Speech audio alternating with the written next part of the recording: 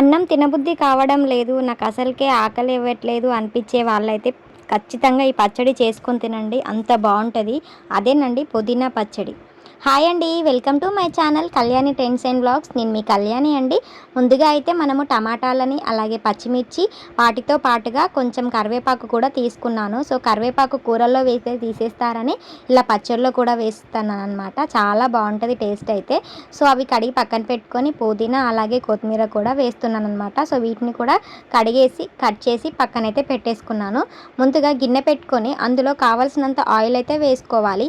Oil heat అయిన తర్వాత ముందుగా మనము ప్రిపేర్ చేసి పెట్టుకున్న పచ్చిమిర్చిని 2 వక్కల్లాగా చేసి అందులో అయితే వేసుకోవాలి. కొంచెం జాగ్రత్త, ఆయిల్ చిల్లుతుంది, జాగ్రత్తగా వేసుకొని మూత అయితే పెట్టేసుకోండి. మధ్యలో మూత తీసి కలుపుతూ జాగ్రత్తగా అయితే చూసుకోండి. ఊరికే పచ్చిమిర్చి అయితే ఆయిల్ అయితే చిల్లుతుంది అన్నమాట. సో అలా చిల్లకుండా కొంచెం జాగ్రత్తగా పచ్చిమిర్చిని అయితే వేయించుకోవాలి. అవైతే మనకి ఫ్రై అయిపోయినాయి అనమాట. సో వీటిని మళ్ళీ ఒకసారి కలుపుకొని వీటిని అయితే వేరే బౌల్లోకి అయితే ట్రాన్స్ఫర్ చేసుకుంటున్నాను. ఇలా వేసుకొని మనం ముందుగా ఈ పచ్చిమిర్చి అన్నీ అయితే వేయించుకోవాలి. సో అదే ఆయిల్లో అయితే మనము కడిగి పెట్టుకున్న పుదీనా ఉంది కదా, సో ఆ పుదీనాని కూడా ఇందులో వేసుకోవాలన్నమాట. సో మనకి పుదీనా క్వాంటిటీ వచ్చేసి ఎక్కువగా ఉంటుంది, కానీ అది ఫ్రై అయిపోయిన తర్వాత మాత్రం మనకి తక్కువ అయిపోతుంది, కానీ టేస్ట్ మాత్రం మస్తు ఉంటుంది. కొంచెం ఉన్నా కూడా పుదీనా టమాటా పచ్చడి చేసుకుంటే టేస్ట్ అయితే మస్తు కుదురుతుంది. సో నేను పుదీనా అందులో వేసి అయితే ఫ్రై చేస్తున్నాను. సో ఆయిల్ మొత్తం అబ్జర్వ్ చేసుకుంది, ఇంకా కొద్దిగా ఆయిల్ అయితే వేస్తున్నాను అనమాట. సో ఆయిల్ అనేది నాకు సరిపోలేదు. సో ఆయిల్ మనకి ఎక్కువగా ఉంటే మళ్ళీ పుదీనా మొత్తం ఫ్రై అయిపోయిన తర్వాత ఆయిల్ని అది వదిలిపెట్టేస్తుంది. సో మనకి ఓన్లీ పుదీనా ఫ్రై అయిపోతే సరిపోద్ది అనమాట. సో ఆయిల్ అయితే మనకి గిన్నెలోనే ఉండిపోతుంది.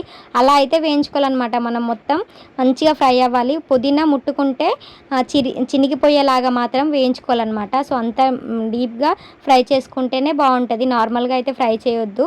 ఇలా చేసుకుంటేనే మనకి పచ్చడి ఒక 4-5 రోజుల వరకు అయితే నిల్వ ఉంటుంది అనమాట. సో పుదీనా కూడా ఫ్రై అయిన తర్వాత వాటిని కూడా మనము పచ్చిమిర్చి వేసుకున్న ప్లేట్లోకి అయితే ఈ పుదీనాని కూడా ట్రాన్స్ఫర్ చేసుకోవాలి. అందులోనే ఇంకా కొంచెం ఆయిల్ ఉంది కదా, అందులో మరికొంచెం ఆయిల్ అయితే వేసుకొని మన దగ్గర కరివేపాకు కూడా ఉంది కదా, కరివేపాకు అది కొంచెం ఫ్రై చేసుకోవాలి. కరివేపాకు కూడా ఫ్రై చేసుకున్న తర్వాత మనము కొత్తిమీర కూడా ఎక్కువగా వేసుకుంటాం అనేసి అనుకున్నాను. సో దానికి మళ్ళీ ఇంకా కొంచెం ఆయిల్ వేసుకొని అందులోనే మళ్ళీ కొత్తిమీర కూడా ఫ్రై చేసుకోవాలి. కొత్తిమీర ఎక్కువగా ఫ్రై అవ్వాల్సిన అవసరం లేదు, కొంచెం ఫ్రై అయితే సరిపోతుంది. ఆ ఫుల్ క్వాంటిటీ కాస్త హాఫ్ అయ్యే వరకు అయితే మనం వేయించుకుంటే బాగుంటుంది అనమాట. సో కొంచెం ఎక్కువ ఉండాలి కాబట్టి, ఎక్కువ రోజులు ఉండాలి కాబట్టి కొంచెం ఎక్కువగా ఫ్రై చేస్తున్నాను. సో మనకి ఆయిల్ అనేది కొంచెం చూసుకోండి, సరిపోకపోతే మధ్యలో యాడ్ చేసుకోవచ్చు, అయినా పర్లేదు బాగుంటుంది. సో మనకి కొత్తిమీర కూడా ఫ్రై అయిపోయిందనమాట. సో దీన్ని కూడా పక్కనైతే తీసేసుకుందాము. సో ఇలా పక్కన తీసుకున్న తర్వాత మనం ముందుగా ప్రిపేర్ చేసి పెట్టుకున్నాం కదా, కడిగి పెట్టుకున్నాం కదా టమాటాలను, వాటిని అయితే పెద్ద పెద్ద వక్కల్లాగా కట్ చేసుకొని ఇందులో వేసి అయితే వేయించుకోవాలన్నమాట.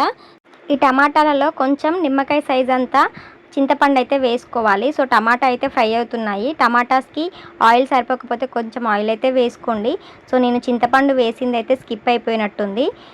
సో మనకి టమాటా మొత్తం అయితే మనకి మంచిగా ఉడికిపోవాలన్నమాట. సో టమాటాని మొత్తం స్మాష్ చేసుకోవాలి. ఇలా టమాటా మొత్తం ఉడికిపోయిన తర్వాత మిక్సీ గిన్నె తీసుకొని అందులో 10-15 వెల్లుల్లి రెబ్బలు అలాగే ముందుగా మనం ఫ్రై చేసి పెట్టుకున్నవన్నీ అయితే వేసుకోవాలి. సో అందులో కొంచెం సరిపడా ఉప్పు అలాగే జీలకర్ర అయితే వేసుకోవాలి. వేసుకొని మిక్సీ పట్టుకొని వీటితో పాటు తర్వాత టమాటాలు కూడా వేసుకోవాలి. సో నేనైతే వీడియో తీయడం మర్చిపోయినా, పచ్చడి అయ్యాక హడావిడిగా చేసినట్టున్నాను. సో వీడియోకి అయితే మిక్సీ పట్టేసుకుంటే అంతే అండి, ఈజీగా ఎంతో సింపుల్గా ఉండే పుదీనా టమాటా పచ్చడి రెడీ. నచ్చితే మాత్రం వీడియోకి లైక్ చేయండి.